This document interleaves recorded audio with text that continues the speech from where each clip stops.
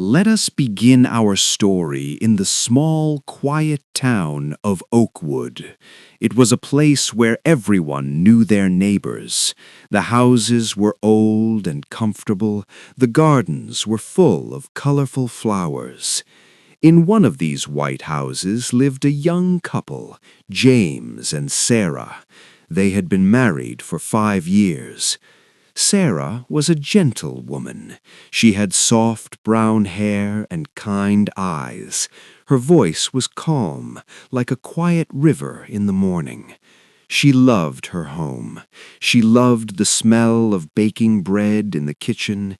She loved the sound of rain on the roof. Most of all, she loved her husband, James. James was a good man, but he was restless. He was tall and handsome. He had big dreams. He felt that the town of Oakwood was too small for him. He wanted more money. He wanted more excitement. He wanted people to look at him and think he was important. Every morning, Sarah woke up at 6 o'clock. She went to the kitchen. She boiled water for tea. She made toast with butter and jam. She put the plates on the table carefully. She wanted everything to be perfect for James. James would come downstairs in his suit. He looked tired of his routine. He drank his tea quickly. He checked his watch many times. "I have to go, Sarah," he would say. "The train to the city leaves in 20 minutes. Sarah would smile and fix his tie. "Have a good day, James. Be safe." He would kiss her cheek quickly. It was a fast kiss without much feeling. Then he would open the door and leave. Sarah watched him walk down the path. She stood there until he disappeared around the corner. Then she was alone in the quiet house. Life changed when James got a promotion. He became a manager at a big company in the city. The city was called Silver Lake. It was an hour away by train. Silver Lake was very different from Oakwood. It was loud. It was bright. The buildings were made of glass and steel. They touched the clouds. James loved the city. He felt alive there. The streets were full of expensive cars. The people wore fancy clothes. The air smelled of coffee and perfume. James felt important when he walked into his tall office building. One evening, there was a party for his company. The music was loud. Waiters carried trays of champagne. James stood by the window, looking at the city lights. Then he saw her. Her name was Isabella. She was the most beautiful woman James had ever seen. She wore a shiny red dress. Her hair was black and silky. She had bright red lipstick. When she laughed, everyone looked at her. She was like a magnet. James walked over to her. "Hello," he said. "I am James." Isabella turned and smiled. Her smile was dazzling. "Hello, James. I am Isabella. You look very serious." They talked for a long time. Isabella told him stories about her life. She traveled to Paris and Rome. She ate at the best restaurants. She knew famous artists. James listened to every word. He felt like he was in a movie. When James went home that night, the house in Oakwood felt very dark. It was too quiet. Sarah was asleep in bed. She wore simple cotton pajamas. Her face had no makeup. James looked at her. She looked plain. She looked boring. He thought about Isabella's red dress and her loud laugh. In the next few weeks, James started to change. He stayed in the city later and later. He told Sarah he had extra work. "I am sorry, Sarah," he would say on the phone. "I have a big meeting. Do not wait for me for dinner." Sarah would look at the table. She had cooked roast chicken and vegetables. The food was getting cold. "Okay, James," she would say softly. "I understand. Do not work too hard." But James was not working. He was with Isabella. They went to jazz clubs. They went to art galleries. Isabella was exciting.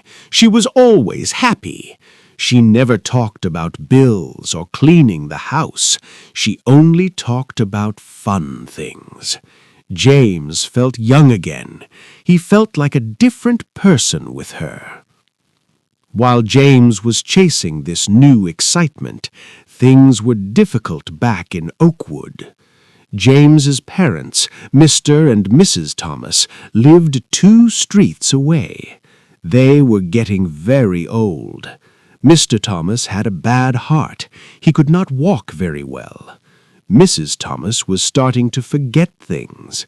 She often lost her glasses or forgot to turn off the stove. Sarah knew James was busy. She did not want to worry him, so she took care of them herself. Every day after she finished her own housework, Sarah walked to Mr. and Mrs. Thomas's house. The walk was not long, but in the winter it was cold. The wind blew through her coat. Her hands got red and dry. She would open their front door and call out, "Hello, it is Sarah." Mrs. Thomas would be in the living room, looking confused. "Oh, Sarah," she would say, "I cannot find the tea." "It is okay, Mom," Sarah would answer. She called them Mom and Dad. "Sit down, I'll make the tea." Sarah swept the floors. She washed the dirty dishes. She did their laundry. The clothes were heavy, and her back started to hurt, but she never stopped. She cooked soft food for Mr. Thomas because his teeth were weak. She read the newspaper to him because his eyes were tired. One rainy Tuesday, Mr. Thomas felt very sick. He had a fever. He was shaking in his bed. Sarah was scared. She called the doctor. The doctor came and gave him medicine. "He needs rest," the doctor said. "Someone must stay with him all night to check his fever." Sarah nodded. "I will stay." She tried to call James. The phone rang and rang. James did not answer. He was at a loud restaurant with Isabella. They were laughing at a joke. He did not hear his phone. Sarah sat by Mr. Thomas's bed all night. She put cool cloths on his forehead. She held his hand. Mrs. Thomas sat in the corner, looking afraid. Sarah smiled at her kindly. "Do not worry," Sarah whispered. "I am here. I will not leave you." Outside, the storm was strong. Thunder crashed. Lightning lit up the room. Sarah was tired. Her eyes were heavy. She wanted to sleep, but she stayed awake. She was the only one there to help. The next morning, James finally answered his phone. "Where were you?" Sarah asked. Her voice was weak. "I told you I had a meeting," James lied. He felt a little guilty, but he pushed the feeling away. "Is everything okay?" "Your father was very sick last night," Sarah said. "I stayed with him. He is better now, but you should come visit." "I will try," James said, "but I am very busy." James did not come home that night.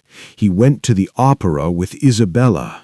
She wore a dress made of gold silk. She looked like a queen.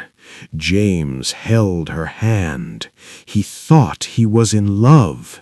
He thought this was the life he wanted.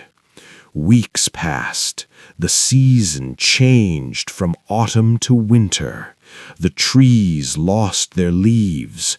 The ground was covered in frost. Sarah grew thinner. She had dark circles under her eyes. She was exhausted. She took care of 2 houses and 2 old people, and she did it all alone. James came home on the weekends, but he was not really there. His body was in the room, but his mind was in the city. He checked his messages constantly.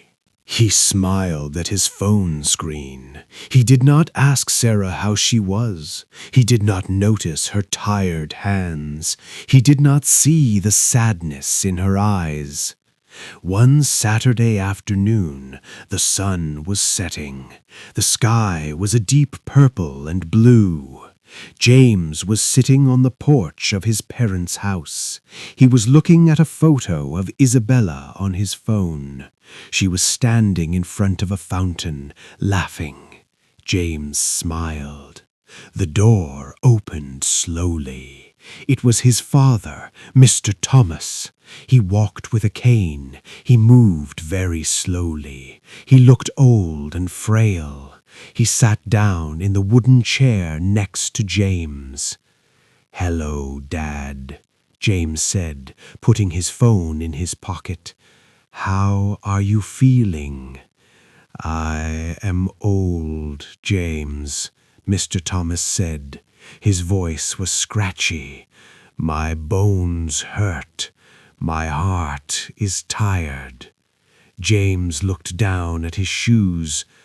"I'm sorry I have not been here much. Work is very demanding." Mr. Thomas looked at his son. He had wise gray eyes. He saw everything. He saw the phone. He saw the distance in James's heart. He saw how Sarah looked when James was not looking at her.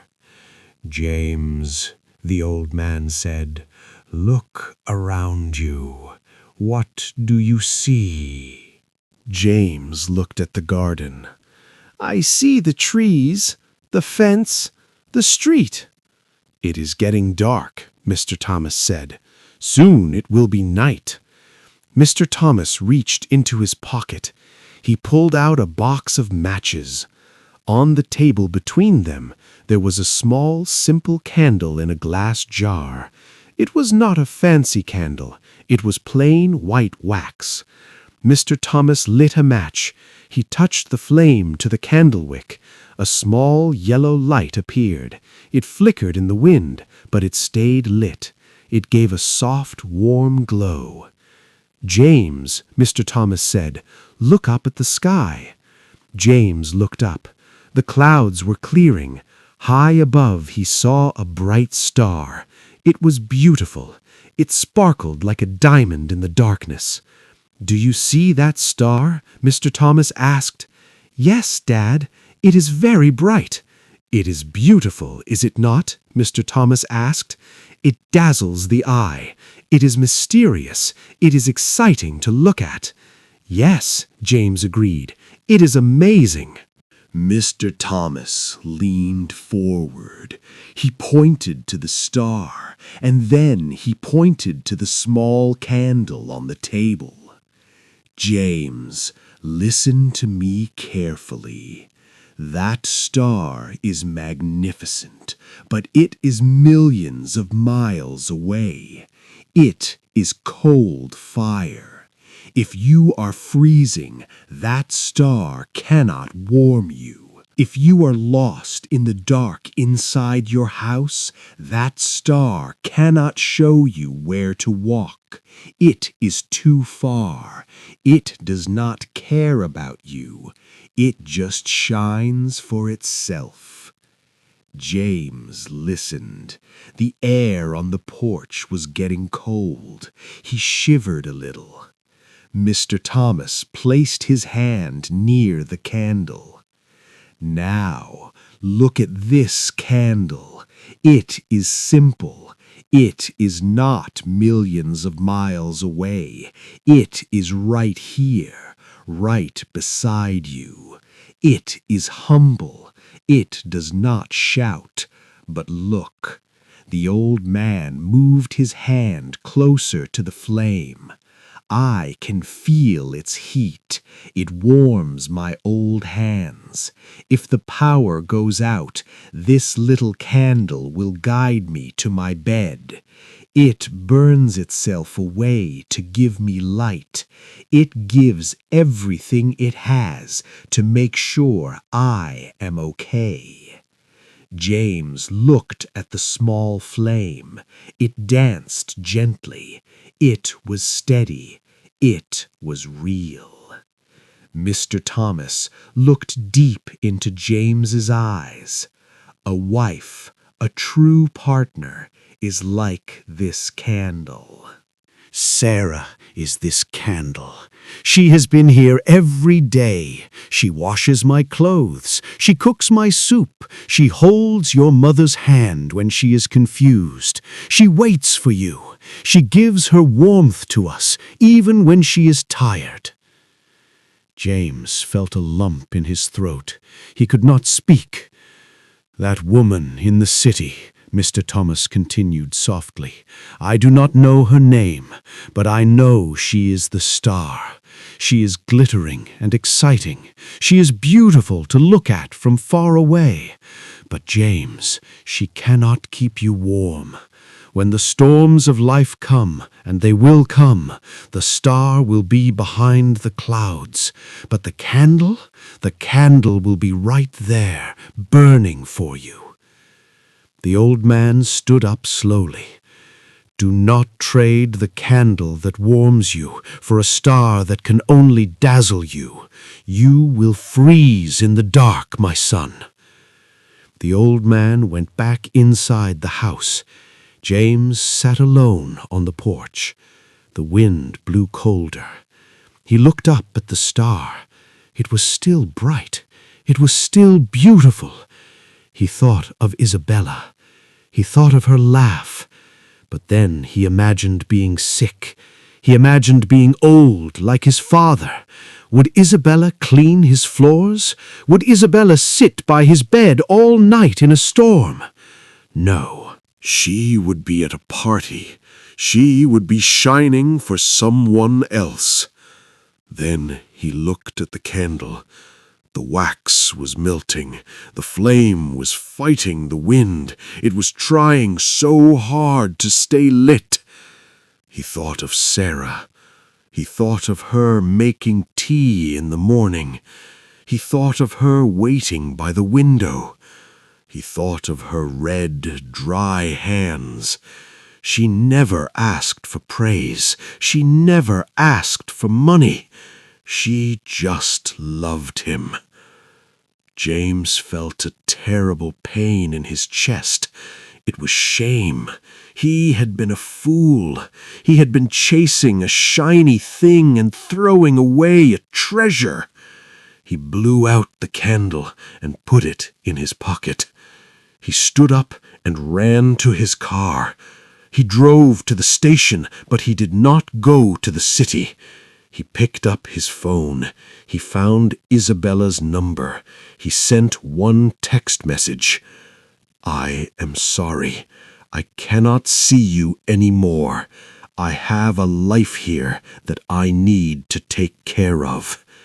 Then he deleted her number. James drove back to his own small white house. It was late. The lights were off. He opened the door quietly. He walked into the living room. Sarah was there. She was sitting in the big armchair. She had fallen asleep, waiting for him. A book was open on her lap. Her glasses had slid down her nose. She looked so tired. But even in her sleep, her face was kind. James knelt down beside the chair. He took her hand. It was rough from cleaning. He kissed her hand gently. A tear fell from his eye onto her skin. Sarah moved. She opened her eyes slowly. She saw James kneeling on the floor. James? She whispered. Is everything okay? Is it your father? No, Sarah, James said. His voice was shaking. "Dad is okay. I am the one who is not okay." Sarah sat up. She touched his face. "What is wrong?" "I have been lost," James said. "I was looking at the stars, and I forgot about the light right in front of me. I have been a terrible husband. You have carried everything alone." Sarah looked at him. She saw the truth in his eyes. She saw the regret. "I am so sorry, Sarah," he cried. "I am so sorry for the late nights. I am so sorry for leaving you alone. I promise you, I will never leave you in the dark again." Sarah did not shout. She did not get angry. That was not her way. She looked at him with her warm brown eyes. She saw that her husband had returned. The real James was back. She leaned forward and hugged him. "You are home now, James," she said softly. "That is all that matters." The next morning, James did not rush to the train. He went to the kitchen. He made the tea. He made the toast. He put a flower from the garden on Sarah's plate. When Sarah came down, she was surprised. "James, you will be late for the train." "I am taking the later train today," James smiled, "and I will come home early. I want to help you cook dinner, and then I want to go help Mom and Dad." Sarah smiled. It was a real smile, bright and happy. It warmed the whole room. From that day on, James kept his promise. He still worked in the city, but he never stayed late. He came home to his wife. He helped her with the housework. He sat with his father and listened to his stories. Life was not always perfect. There were still storms. Mr. Thomas passed away 2 years later. It was a very sad time, but James was there. He held his mother's hand. He held Sarah's hand. He was strong for them, and Sarah was there too, steady and bright. One evening, years later, James and Sarah stood on their porch. They were older now. James had gray hair. Sarah had wrinkles around her eyes. It was a cold night. James put his arm around Sarah. He pulled her close to keep her warm. He looked up at the sky. The stars were beautiful, millions of miles away, but James did not care about them. He looked at his wife. "Thank you," he whispered. "For what?" Sarah asked. "For being my candle," James said, "for burning bright, even when I did not deserve the light." Sarah rested her head on his shoulder. The house behind them was warm and full of love. They stood together in the quiet night, safe and happy, cherished and loved. They knew that the brightest light was not in the sky, but right there, in the beating heart of the person standing next to them.